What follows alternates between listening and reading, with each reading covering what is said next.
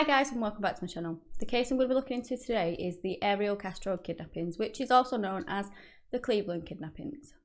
Once again, this is a suggested case. It was suggested by Cade Spencer. So thank you very much for that, Cade. I found this case very interesting and I appreciate any suggestions you guys have. I'd just like to let you know, I mean no disrespect to anyone I'm going to talk about today. I've gathered the information off the internet and compiled it into a video for educational purposes.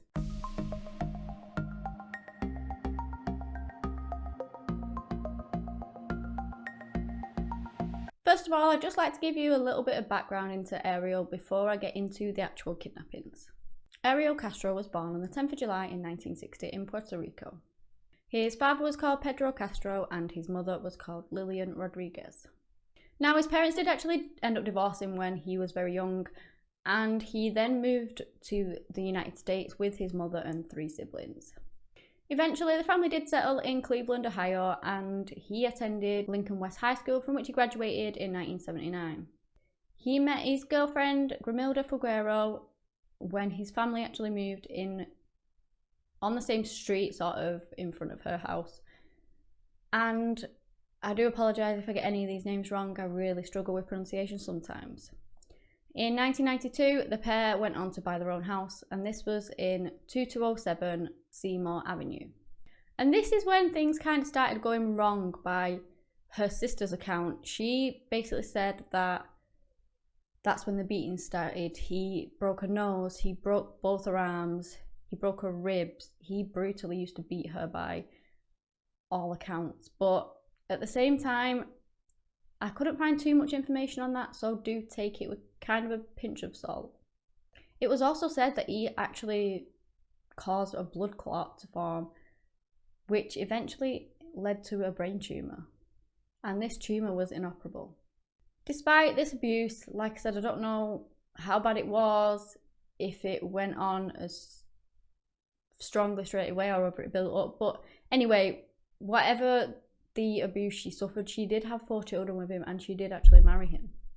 In 1993, Ariel was actually arrested for domestic violence, but the grand jury didn't actually bring charges to him. I do know that obviously some couples never ever gain the courage to leave their abusive partners, and sometimes they do have Stockholm syndrome, where even though they do get abused, they still love them and they still feel like they'll change or things like that, and they stick with them. However, Grimilda decided that enough was enough, and in 1993 she actually gained custody of the 4 children and she moved out.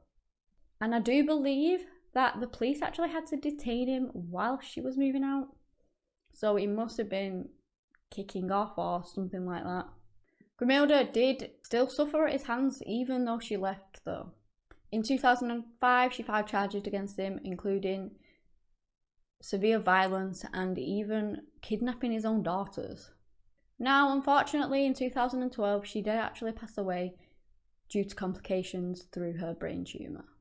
Ariel went on to work as a bus driver for the Cleveland Metropolitan School District, but was actually fired eventually for bad judgment with actual children on board the bus. Now we're into 2002, where we meet Michelle Knight. She was born on the 23rd of April in 1981. And on the 23rd of August in 2002, being 21 years old at the time, Michelle Knight disappeared after leaving a cousin's house. Now, she was actually scheduled that day to appear in court later on because her son Joey was actually in custody of the state and she was trying to get him back. Obviously, this was an important day for Michelle, which she wasn't able to ever attend. So Ariel had offered Michelle a ride that night. She thought, what could go wrong? Anyway, he took her to his house. He led her upstairs, and once upstairs, he tied together her hands and her feet. I don't know how he managed to convince her to actually come inside, but she did go inside, and that's when he did all these things. He then left her there for 3 days without any food. He proceeded to rape her, and he kept her captive for the next 11 years. Now, after she was actually rescued, the police did state that they spent little resources into looking for Michelle because they basically thought she just ran away after not getting custody of her son Joey, which is awful. They weren't really looking for her, admitted by themselves, because they thought she'd ran away when actually She'd been kidnapped and was being held against her will. Amanda Marie Burritt was born on the 22nd of April in 1986. And on the 21st of April in 2003, she went missing. She was last heard of from her sister, who she'd called at around about 8 o'clock to say that she was getting a lift home from her job at Burger King. And you might notice the dates. This actually all happened the day before her 17th birthday, so she was 16-year-old at the time. Ariel once more offered her a ride. She knew his children, and she got into his car. She thought he was a trustworthy man. Unfortunately, that wasn't the case. He got her home on the pretense that his daughter was there and made up some excuses to why she wasn't there. He said that they would wait for her, but she would never leave that day. He would also hold her captive. He kidnapped her and assaulted her, and he basically put her in there along with Michelle. The police initially thought that she was a runaway because not long after, a man on Amanda's phone called her mother and said to her that, "I have Amanda, she's fine and she'll be home within a few days." But that wasn't the case. She wasn't home within a few days. Georgina Lynn DeSuze was born on the 13th of February in 1990. And on the 2nd of April in 2004, at the age of just 14, she went missing as she was coming home from school. She was last seen around 3 p.m. using a payphone. Now, Ariel's daughter, Arlene, had actually, that same day, asked her mother if she could sleep at Georgina's house, to which her mother replied no. She didn't let her, so basically the girls then parted ways and they both went home, journeyed home. So Arlene was the last person to see Georgina that day, before her own dad actually kidnapped her. Ariel once more offered her a ride. She knew his daughter, trusted him completely, thought he was going to take her home. Instead, he followed his routine, he took her home, and then he held her captive. He kidnapped her and he abused her for years. And he put her along with Michelle and Amanda. There wasn't actually an Amber Alert issued for Georgina, and that did really enrage her father, because I believe she didn't quite fit the criteria for one of the 4 criterias for an Amber Alert, and I do believe that it did make changes to the Amber Alert because her father stated that it should have been done when it never was. But these girls really, really trusted Ariel. They knew his daughters and they thought he was a trustworthy man, and he just wasn't, and he took them and he held them captive for so many years, and it's just so sad. You just don't know who to trust. They all never assumed that this man who they knew would have ever done anything like that. They all trusted him. Ariel would actually keep the girls chained up in his basement for years before he eventually moved them into upstairs rooms where he would barricade them in. Throughout their ordeal, he would chain them to the walls. He'd emotionally abuse them, as well as physically. And I believe one of the girls described it as if it was like being a prisoner of war. He would also threaten to kill them on a regular basis. When he moved the girls up to the bedroom, he forced them to use a plastic toilet, in which he didn't really clean very often, so they would be left on most occasions just basically with their own excrement just sitting in the room with them, which must have been awful. The conditions and stuff they lived in was horrendous.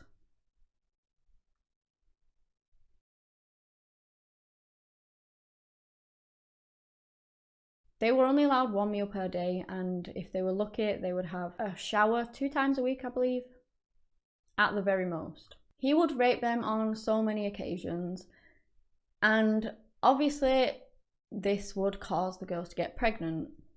Now, Georgina was very young, but the other 2 were older, but you would only let one of these girls actually give birth. Michelle actually became pregnant, I think around about 5 times, it could have been more, and he would beat her and starve her until she had a miscarriage. And this would happen each time she got pregnant.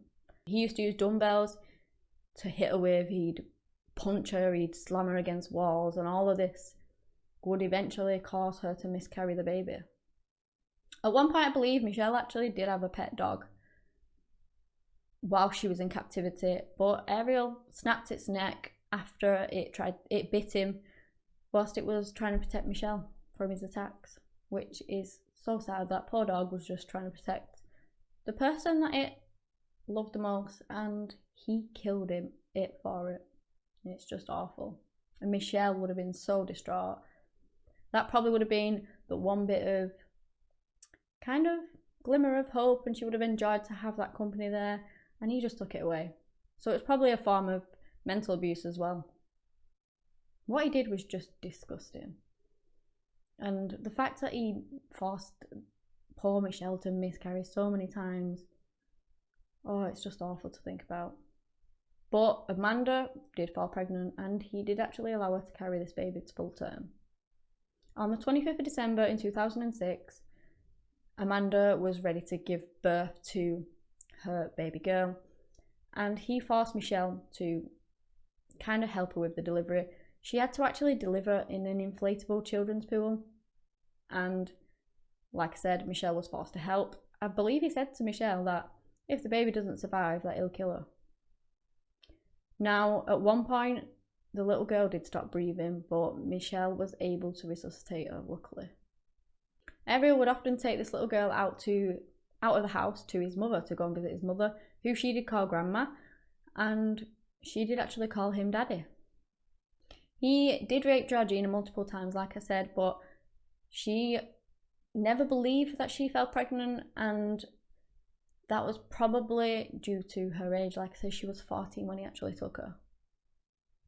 Sometimes as well, living in these conditions can actually kind of prevent puberty. I have read that in a case before that I covered, where a younger girl actually didn't go through puberty because of the horrendous living conditions she was living in, and how the lack of nutrients and vitamins and things she wasn't getting, she basically really didn't go into puberty. So that could have been the case with Georgina. I'm just not sure on that one. Amanda really did try to be the best mother she could in the circumstances she was in, and she taught her daughter to read and write. All the while that these girls were suffering under his abuse and in his house, he on the outside was a normal man. He lived a normal life. His family came to visit him. They didn't see anything. They weren't suspicious. Obviously, he did block off the door so that they couldn't get up where the girls are. He would have padlocks everywhere, but he just acted normal. He'd go out, he'd play guitar with local bands. He carried on his bus driving job. On the outside, you would have just thought he was a normal person. Now, this man did even attend 2 vigils that Georgina's parents did for her. He tried to get close to them. He even attended searches for the girls, which I think is just utterly disgusting. He was a man who had these parents' daughter, but he's there at the vigil trying to pretend like he's sympathetic and sad and trying to get close to them, when actually she's in his house. I just think it's so wrong. He was looking for them. He knew exactly where they were because they were at home, locked up, but he's putting on this pretense. He's trying to force himself into the lives and into the case. And I believe that's probably just a power thing, control for him. And so he would attend these vigils and things, and he's watching their utterly broken families, devastated at the girls being missing, and he's just watching them. He's such an evil, evil man. I did find as well some information that in 2004, a self-proclaimed psychic, Sylvia Brown, told Luana Miller, which was Amanda's mother, that Amanda was dead and that she was in some water. Now, this obviously devastated Luana, and it prompted her to take down pictures of her daughter. She went on to give away her computer that she was holding out for her. She never really did give up hope. She still continued to look for her. But her daughter wasn't actually dead, and in March of 2006, she actually passed away from heart failure. She never actually learnt that her daughter was alive. Obviously, she was being held captive. Not only that, a few months after this, she gave birth to her grandchild, which she also never got to know about. I believe that's so sad. I mean, her mother searched for her for so long and passed away without ever knowing that she was okay, and that just breaks my heart, truly. So over the years, the girls would appear numerous times on TV, appeals would be done, things like that. And up until 2012, the disappearance would receive quite a lot of media coverage.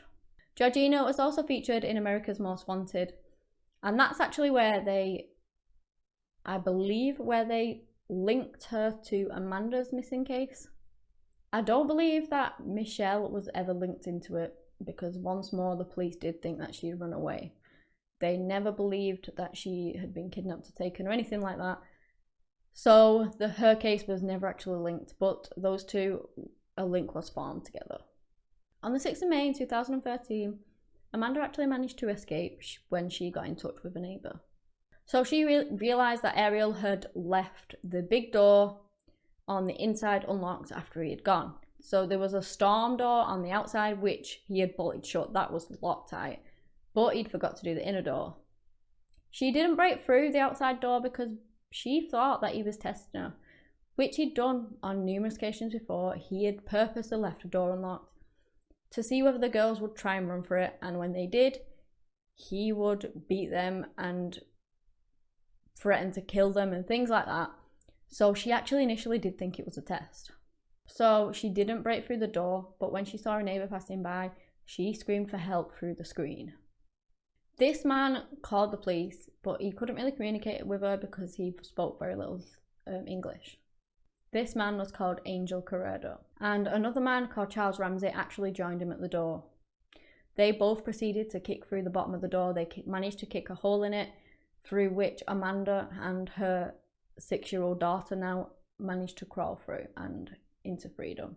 She told them that her and her daughter had been held captive and was taken into their house, into the safety, where she called the police. She went on to tell the police that it wasn't just her and that there were 2 other girls there as well. Help me, I'm Amanda Berry. You need police, fire, or ambulance? I need police. Okay, and what's going on there? I've been kidnapped and I've been missing for 10 years and I'm here, I'm free now. The police attended and entered the house so quickly.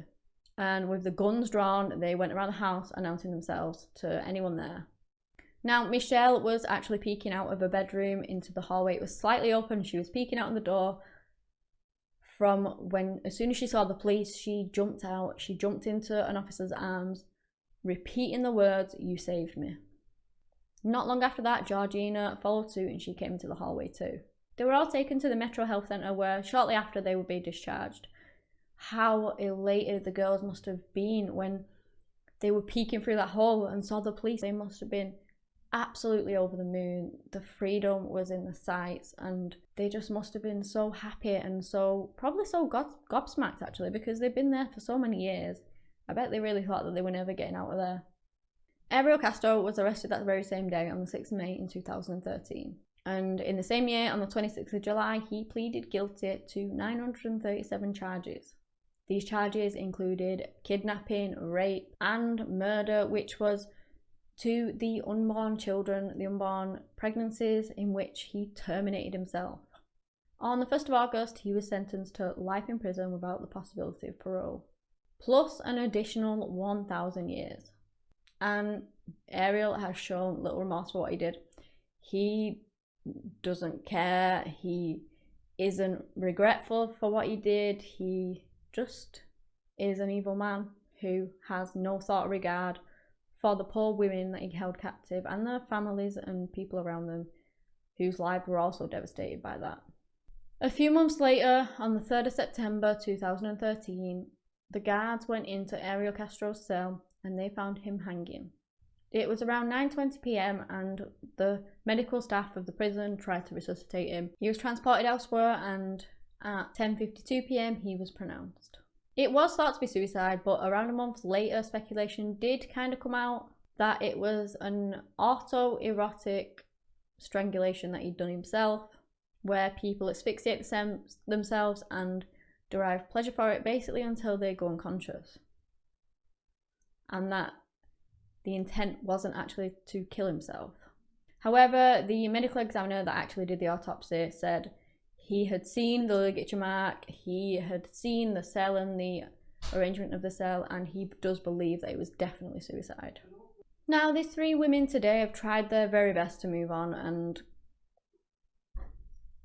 make a new life for themselves. I believe each of them have actually written books. Some have written a couple, and a TV show has been done around the case. The women rarely make public appearances, but they spoke about how they are finding happiness, how they are healing, and generally trying to move on with their lives. They're looking forward to their very bright future. And I'm so glad that Amanda was very brave that day and she did what she did, because like she said, she figured it could have been a test. She could have thought he was testing them and never ever actually gone to that door and screamed out to that neighbour, because he might have killed her. But luckily for her, it wasn't actually a test, and she did choose the right time to shout out to a neighbour, and that's what enabled them to be freed. She was really, really brave, and well, they all were. They were all so brave. But Amanda's actions was the one that led to their escape, and I just hope now that they can find peace and try and move on as best as they can. Obviously, they're always going to be scarred. It's always going to be there. It happened to them. You can't get away from that. But hopefully, they can actually live a happy and healthy life away from it. If you guys have any suggested cases, please do let me know. I'll look into them for you. Anyway, guys, that's all I have today on the Cleveland kidnappings. Thank you so much for watching, and until next time, bye!